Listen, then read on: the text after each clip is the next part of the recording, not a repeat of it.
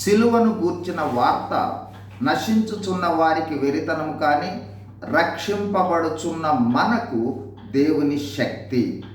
అంత మాత్రమే కాదు, వాక్యము ఈ విధంగా సెలవిస్తోంది: రక్త ప్రోక్షణ లేకుండా పాప క్షమాపణ లేదు.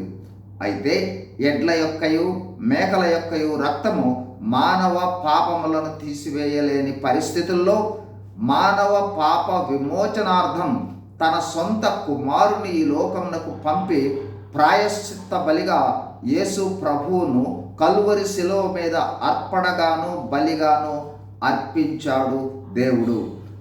ఆ అర్పణ దృశ్యాన్ని ఒకసారి గమనిస్తే ఆయన పరలోకాన్ని విడిచిపెట్టాడు, మానవునిగా జన్మించి దాసునిగా జీవించాడు, అన్యాయపు తీర్పు పొందాడు. ఆయన ముఖము అరచేతులతో కొట్టారు, ఉమ్మి వేశారు, శరీరం అంతా కొరడా దెబ్బల చేత చీల్చబడింది, తలపై ముళ్ళ కిరీటము ఉంచారు, మేకులతో శిలువపై వ్రేలాడదీశారు. చివరిగా ప్రక్కలో బల్లెపు పోటుతో ఆయన మరణించాడు. ఆ శిలువ కార్యము అసాధారణ కార్యము, అది కూడా మానవులమైన మన కోసమే అని గుర్తించాలి.